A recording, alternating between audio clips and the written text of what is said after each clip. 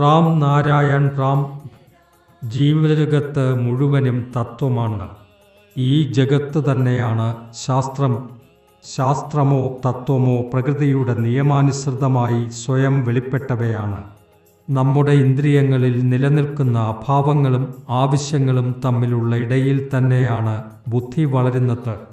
ധർമ്മം അതിൻ്റെ സ്വാഭാവിക രൂപത്തിലാണ് ഉണ്ടായിരുന്നത്.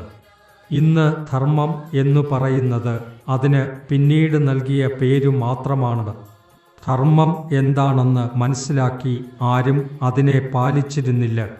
സഹജമായി ഉണ്ടായിരുന്ന ദേവതയാണ് ഇത്. ഗ്രന്ഥങ്ങളിൽ എവിടെയെങ്കിലും ധർമ്മത്തെക്കുറിച്ച് പ്രസ്താവിച്ചിട്ടുണ്ടാകണമെന്നില്ല. ഈ സകല ജഗത്ത് തന്നെയാണ് ഒരു ഗ്രന്ഥം. നമ്മുടെ ആത്മീയത അതിനെ ചിലർ ധർമ്മം എന്നു വിളിക്കുന്നു. എന്നാൽ സത്യജ്ഞാനമില്ലാതെ ആ ആത്മീയതയെ പ്രാപിക്കാനാകില്ല. ലോകത്ത് നിലവിലുള്ള അവസ്ഥകളിൽ അനേകം ആശങ്കകൾ കാണാം. ഭക്ഷണത്തിനും അടിസ്ഥാന സൗകര്യങ്ങൾക്കും വേണ്ടിയും പലയിടത്തും കുറവുണ്ട്. പ്രായോഗിക ചിന്തകളെ ഉപേക്ഷിച്ചാൽ ഒന്നും ചെയ്യാനാകില്ല. അതിനാൽ ഇതിന് പരിഹാരം എങ്ങനെയാകും എന്ന് നോക്കേണ്ടതുണ്ട്. ഈ അടിസ്ഥാന പ്രശ്നങ്ങൾ പരിഹരിക്കാൻ ശ്രമിക്കണം. നമ്മൾ നമ്മുടെ ആഗ്രഹങ്ങൾ നിറവേറ്റുന്നതിനായി മുന്നോട്ട് പോവുകയാണ്.